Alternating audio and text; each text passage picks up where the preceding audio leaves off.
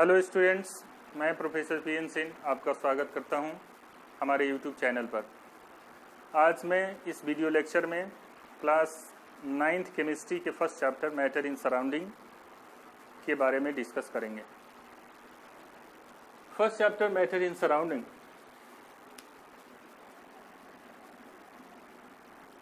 के बारे में डिस्कस करने के लिए सबसे पहले मैटर को समझना जरूरी है। What is matter? मैटर है क्या? जैसे जो चीज़ें आप चारों तरफ देख रहे हैं, बहुत सारी चीज़ें हैं, टेबल है, कुर्सी है, बेंच है, हवा है, जितनी चीज़ें आप देख रहे हैं सारे आसपास में, वो सब मैटर के अंतर्गत आते हैं। मैटर को डिफाइन करने के लिए, जैसे मैटर का भी अपना एक शेप है, साइज है और टेक्सचर है। हर मैटर का बनावट अपना अलग अलग है, उसका फिजिकल नेचर अलग होता है, केमिकल नेचर अलग होते हैं। उस नेचर के आधार पर भी अलग डिवीज़न किया गया है मैटर को। लेकिन उससे पहले जाना है कि मैटर क्या है, व्हाट इज मैटर।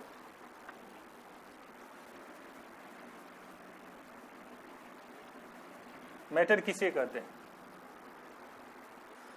तो मैटर की डेफिनेशन, जो आप देख रहे हैं, जितनी चीज़ें आप आपके आसपास आपके सराउंडिंग्स में हैं, वो सारी चीज़ें मैटर्स हैं। और उसका पहले भी मैं बता चुका हूँ कि हर मैटर के अपनी अपनी क्वालिटीज़ है, शेप है, साइज है, टेक्सचर है। उसके आधार पर आप उसको डिवाइड कर सकते हैं। तो सबसे पहले मैटर का को साइंटिफिक डेफिनेशन देने की समझने के लिए ये जरूरी है कि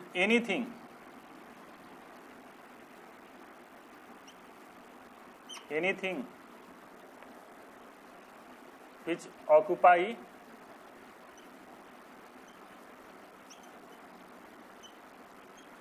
a space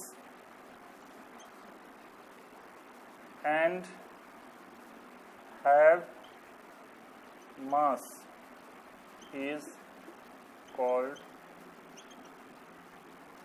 matter। इसको मैटर कहते हैं। अब डिफिनीशन में देखें कि कोई भी स्पेस, जो स्पेस ऑक्युपाई करता है, जो हमारे सराउंडिंग्स के अंदर जितनी चीज़ें आप देख रहे हैं, उन चीज़ों के को क्या कहीं ना कहीं, जैसे ये आप डस्टर है, इस डस्टर को हम यहाँ पर रखे हुए हैं, तो हमारे जो इन्वायरमेंट है एयर में, ये इतना स्पेस छेके हुए है, स्पेस घेरे हुए है। तो ये कोई भी मैटर जो होगा वो स्पेस घेरेगा, जगह घेरेगा। जहाँ भी आप रख दें, चाहे पृथ्वी पर रख दें या हवा में रखें या कहीं ऊपर की तरफ वायुमंडल में फेंक दें, वो ये स्पेस छेकेगा, स्पेस घेरेगा।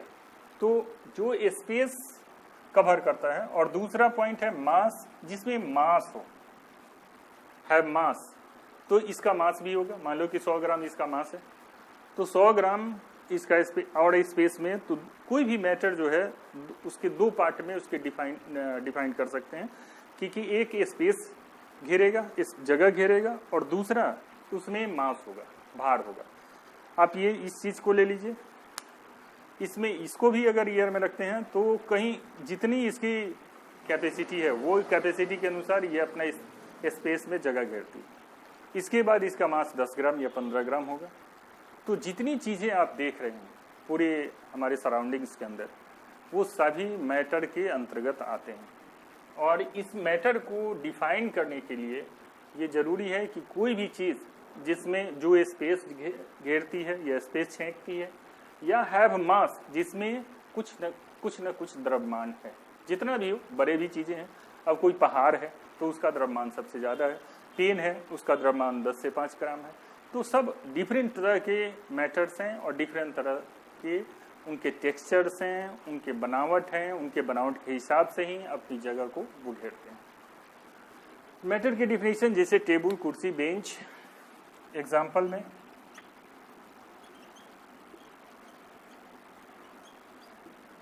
टेबल, पेन,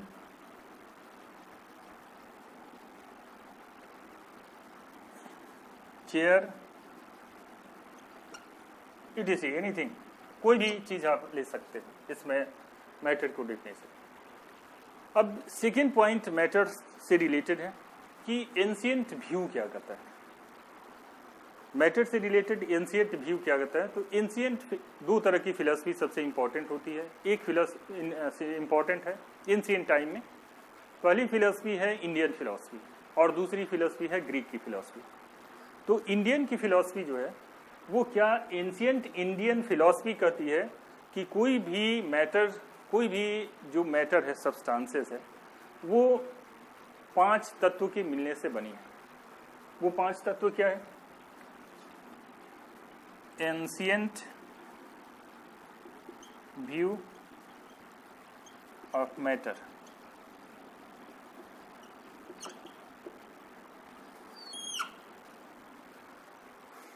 इसमें इंडियन फिलोसफर्स ने अपना व्यू दिया जिसको अर्थ,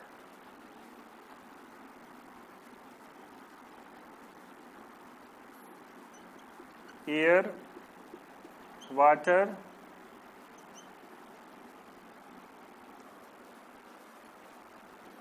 फायर, स्काई।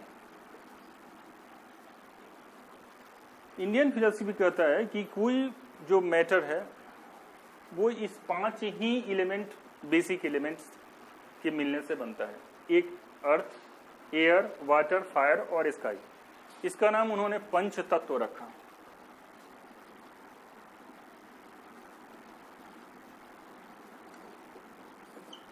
पंचतत्व 5 तत्वों के। हमारे इंडियन कल्चर में ये भी होता है कि लोग डेथ कर जाते हैं तो कहते हैं कि पंच तत्वों में विलीन हो गए। यानी ये 5 तत्व जो होते हैं, कोई भी जो मैटर है वो 5 ही तत्वों के मिलके बना होता है। ये हमारे ancient view of philosophy of India है। 5 तत्व जो एयर है, अर्थ है, एयर है, वाटर है, फायर है और स्काई है। इसको संस्कृत में क्षितिजल पावक गगन समीरा कहा जाता है। क्षितिज आकाश को कहा जाता है। इस तरह से ये 5 तत्व के मिलने से ही कोई भी मैटर का फॉर्मेशन हुआ है। 5 बेसिक एलिमेंट्स हैं जिससे कोई भी मैटर बनता है। ये हमारे एंशिएंट व्यू इंडियन फिलॉसफी है। सेकेंड, ग्रीक फिलॉसफी भी इंडियन फिलॉसफी का समर्थन करती है और ये कहती है कि हाँ, जो इंडियन फिलॉसफी है वो सही है। ये 5 तत्वों से ही मिलने से 5 जो बेसिक एलिमेंट्स उन्होंने बताया था ये सही है। अब चलते हैं मॉडर्न फिलॉसफी।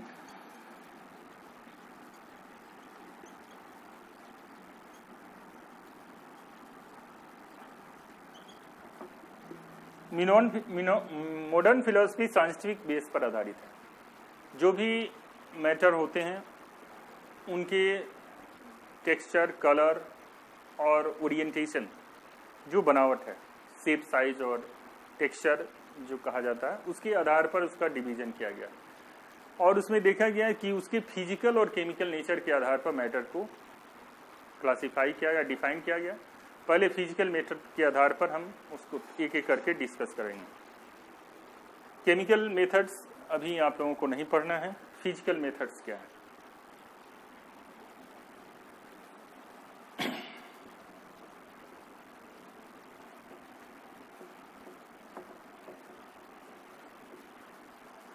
फिजिकल मेथड 2 है। फिजिकल नेचर के आधार पर मैटर को 2 पार्ट में डिवाइड किया गया। Matter is made of particles. कोई भी मैटर जो है छोटे छोटे पार्टिकल्स के मिलने से ही बनता है। इसके लिए एक प्रूफ, फर्स्ट पॉइंट को डिस्कस करें। Matter is made of particles.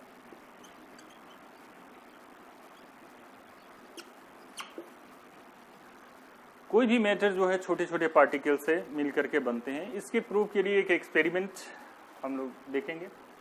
एक ग्लास ले लीजिए,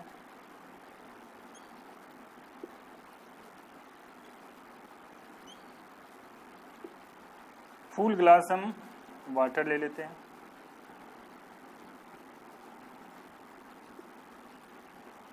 और इसमें 1 स्पूनफुल साल्ट मिक्स कर देते हैं।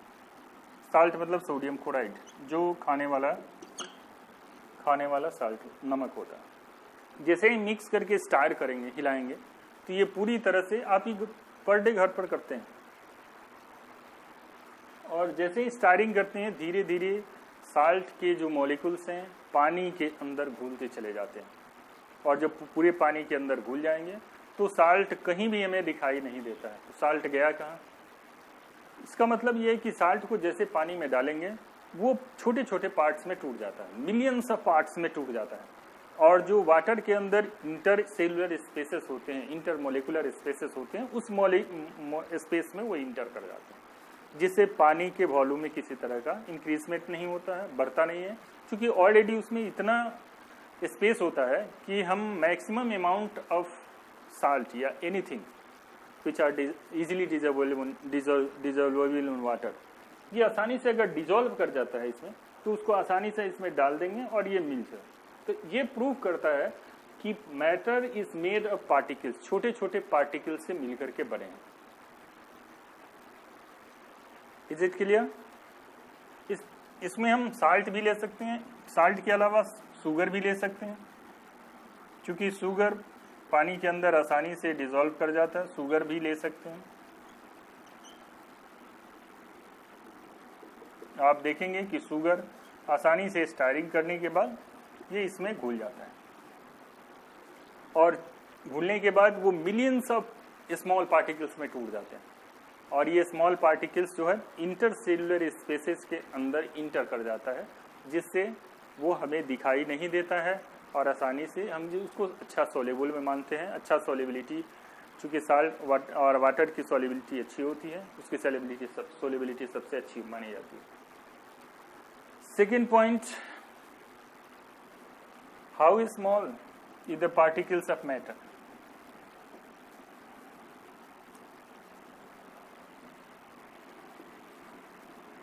How small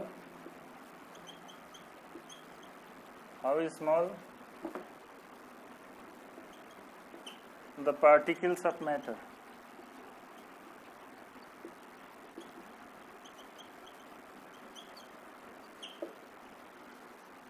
मैटर के पार्टिकल्स हमने बताया कि बहुत छोटे होते हैं, जिसके कारण पानी में घुल जाते हैं। सेकेंड पॉइंट वही कहता है कि कितने स्मॉल होते हैं,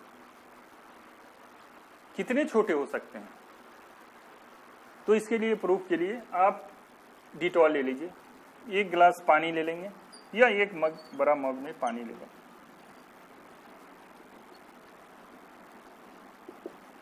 और एक डिटॉल 5 ड्रॉप उसमें मिक्स कर दें। या इसको एक और मेथड्स कर सकते हैं, पोटासियम पैरामैग्नेट, ये ब्लड रेड होता है, खून की तरह लाल रंग का होता है, KMnO4, इसको पोटासियम परमैग्नेट कहते हैं।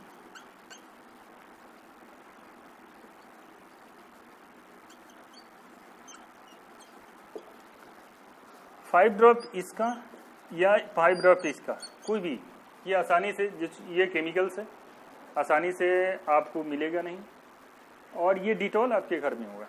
ये प्रैक्टिकल कर सकते हैं, एक मग में पानी ले लें, 5 ड्रॉप डिटॉल उसमें ड्रॉप कर दें, देखेंगे कि कैसे डिटॉल के पार्टिकल्स धीरे धीरे मूव करते जाते हैं, और चारों तरफ ये मूव करके घूमने लगेंगे और इंटरमिक्स हो जाएगा पूरी तरह से। इंटरमिक्सिंग के बाद ये पूरी तरह से, यानी उस डिटॉल्स के भी जो पार्ट्स होते हैं या पोटासियम परमैग्नेट्स के जो पार्टिकल्स होते हैं, जैसे ही वाटर में इन करेगा, बता दें कि वाटर में काफ़ी मात्रा में इंटरसेलुलर स्पेसेस होते हैं, उन स्पेसेस में ये टूटता चला जाता है और इंटर करते चला जाता है, जिसके कारण ये पूरी तरह से पूरे सॉल्यूशन को कलरफुल कर देता है। अगर डिटॉल डालेंगे तो वाइट कलर का हो जाएगा, और पोटासियम परमैग्नेट डालेंगे तो ये ब्लड रेड में चेंज कर जाएगा। तो इस आधार पर हम कह सकते हैं कि particles of matters are very small. They are small beyond our imagination. हमारी कल्पना से भी छोटी होती है, हमारी सोच से भी छोटी होती है पार्टिकल्स ऑफ मैटर। और इस आधार पर हम इसको कह सकते हैं कि कितने छोटे हो सकते हैं, तो बियॉन्ड आवर इमेजिनेशन, हमारी कल्पना से भी छोटी होती है, क्योंकि इंटरमिक्स होते चले जाते हैं। इससे रिलेटेड एक एक आपको अपनी स्टोरी बताता हूँ। जब मैं होम्योपैथिक के डॉक्टर के पास गया था किसी चीज़ के लिए, तो होम्योपैथिक डॉक्टर ने कहा कि एक पुड़िया दवा दी और कहा कि इसे 10 गिलास पानी में घोल करके 1 गिलास निकाल लीजिएगा, 9 गिलास फेंक दीजिएगा। फिर 9 गिलास पानी डाल करके इसमें घोल दीजिएगा, 1 गिलास निकाल लीजिएगा और फिर 9 गिलास फेंक दीजिएगा।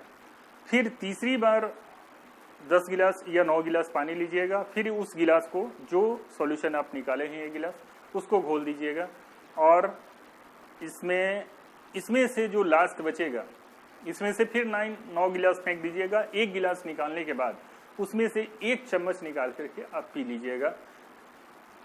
हम तो आश्चर्य में पड़ गए कि ये इससे फायदा क्या होगा, ये तो मेडिसिन हमारे शरीर में जाएगा नहीं, कोई बेनिफिट नहीं होगा।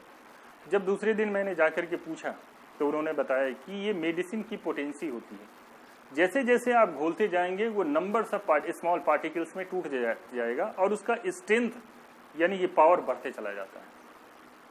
जितनी बार आप घोलते चले जाते हैं उसकी पोटेंसी बढ़ते चली जाती है। ये उन्होंने तर्क दिया था और उस दिन मुझे समझ में आया कि पार्टिकल्स ऑफ मैटर्स जो होते हैं बहुत छोटे होते हैं और फिर होम्योपैथिक मेडिसिन जो हमारे बॉडी के लिए ज़रूरत है बहुत माइन्यूट, बहुत ही कम मात्रा की ज़रूरत है। इसलिए उन्होंने सबसे कम मात्रा लेकिन हाई पोटेंसी देने के प्रयास किया था। तो इस तरह से ये समझ सकते हैं कि how small particles of matter. तो लिखिएगा, the particles of matter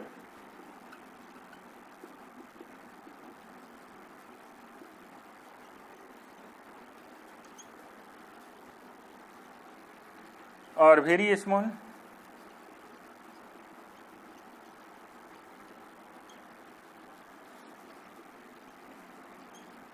they are small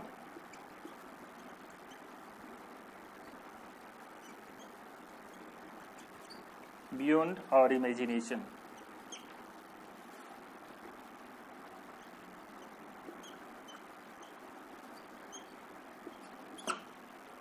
particles of matters जो होते हैं ये बहुत ही छोटे होते हैं और हमारी कल्पना से भी छोटे होते हैं। इस तरह से ही हम कर सकते हैं कि हाउ पार्टिकल्स ऑफ मैटर कितने छोटे होते हैं, हमारी कल्पना, जो देख नहीं सकते तो कल्पना में ही ले सकते हैं। फर्स्ट इंट्रोडक्टरी वीडियो है और इस वीडियो को लाइक करें, मेरे चैनल को सब्सक्राइब करें और जितना हो सके शेयर करने का प्रयास करें। Thank you.